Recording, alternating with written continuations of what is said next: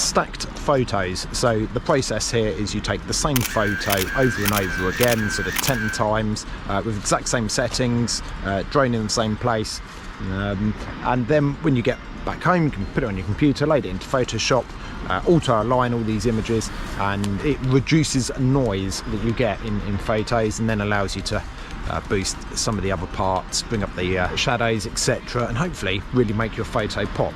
So I did one of these last week at a local town. I finished at the office at 5 o'clock, and like 5:15 I could see, oh, that's a lovely red sky. Shot up to a hill, launched the drone, took a photo, boom, looked lovely.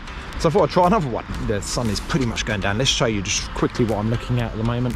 So as you can see, looking lovely, a little bit fresh. It is January here in the UK, so yeah, it's a bit cold. But yeah, like I say, I'm going to shoot the drone up. I'm going to work in manual mode, ISO probably 100, whatever the shutter will be, maybe a second, 1.5 seconds, something like that, and just take the same photo 10 times. I've come out, and typically, because it's the end of the day, it's 5 o'clock, my phone's going flat, so I've chucked it onto the controller like this, just to charge it. I just want to get it above 20% before I take off. Obviously it will charge as I'm flying anyway, but I wanted a little bit of boost in case I'm using more than I'm charging, sort of thing. I don't actually know if that's the case, but like I say, I wanted a little bit of reserve.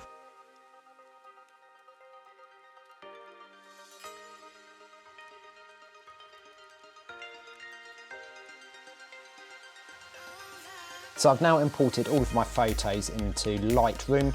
I know that within Photoshop you can open images as layers, however I prefer to work in Lightroom. It's just the way I process photos, and there were some other photos in here I've been doing some stuff with.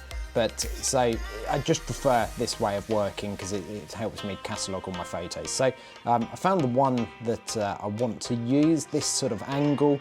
I've got a nice red sky and it's fairly dark here, but we'll be able to do something with that. Now you can of course, process a single photo and just bump up the shadows and things like that here, but the point of this process is to help remove noise that you get in photos, and very much the DJI Mini, especially when it's getting dark, it does generate a fair bit of noise within the photos. So I took almost like 20 photos on this one, so we're going to come along and select them all. So it's at 150 to 170, and all you're going to do, right click on one of them and you come up to editing and down as open as layers in Photoshop.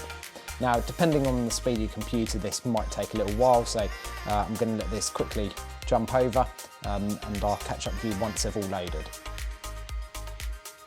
So Photoshop has now imported all of the photos. You can see them all here on top of each other.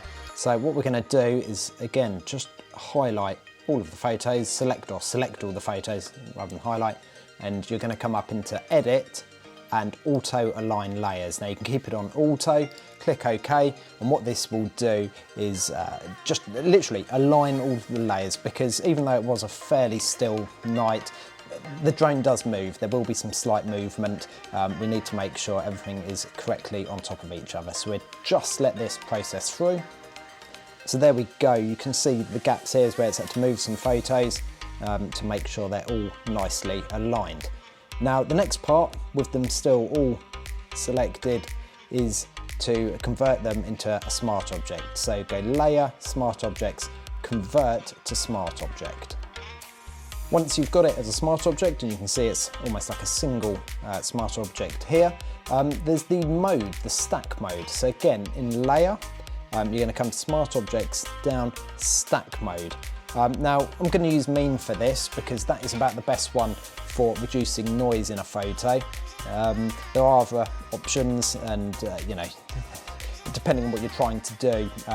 These will remove light trails and things like that slightly, or if you've got one photo with a car driving past or stopping for a second or whatever it is at traffic lights, this will help even all of that out. But Mean or Median, probably best bet, but Mean is the best one for noise removal, and that's the process I'm running today. So I'm going to click that and let that run. Okay, so I've now got an image that I can start playing around with and still keeping it fairly low noise. So I come up into Filter, Camera Raw Filter, and once that opens, I'm just going to stick in the basics. So the first thing I'm going to do with this image, because I want to be able to see some of these dark areas, is come into the shadows and bump up the shadows. And I probably will come up to maybe sort of 80 on that one. We'll wait and see. I'm going to pull down the highlights because I want that nice and red, almost again sort of to 80, but maybe just bump up the overall exposure a little bit more. It's starting to look quite nice. I'm going to just bring the temperature up very slightly, just add an extra bit of red, sort of orange into this skyline. I'm then going to bring up the clarity just to sort of, yeah, I mean, you can see you can come up loads, and some people love that look. I come right down, it's really hazy. Probably don't need to, although that does look quite cool, doesn't it? Right up there, but maybe 58. Like I say, a lot of the photos only use sort of like 30, but this one feels like it just needs that extra little bit, doesn't it? Obviously you can play around with any of these, you know, you can add some vibrance, putting down grayscale. Particularly I don't really play with those. Saturation again, with the colours, although in black and white's looking quite nice. But they're literally the main things I do. Literally just pull that temperature up a little bit for especially sort of a sunset thing. So you go too far one way or absolutely freezing cold. But I'm just going to bring it up very slightly. I'll pump up the exposure slightly. In fact, you could pull the highlights down and bring up the exposure just a little bit more. Probably not then. Clipping. Yeah, I mean, that's starting to look okay. So maybe. Yeah, I'm quite happy with that. And you can see if I zoom in, you can see it's a really nice photo. There isn't, considering this is sort of 20 photos on top of each other, it's aligned them well. There's not too much noise in there, so I'm pleased with the way that's come out. I might just bring the clarity down a little bit. There we go. I'll be happy with that. Yeah. Click OK. Processes it through. In fact, if I just show you what we started with and what we've now got, you can see it's just, yeah, that's nice. I'm happy with that. Click on to the crop tool, original ratio, because that's what the photo was. I'm just going to bring it down a little bit so I can get rid of the gaps. There is options, obviously. Sometimes I'm posting just for social media, so I might create a square version. That might work. It might work quite nicely.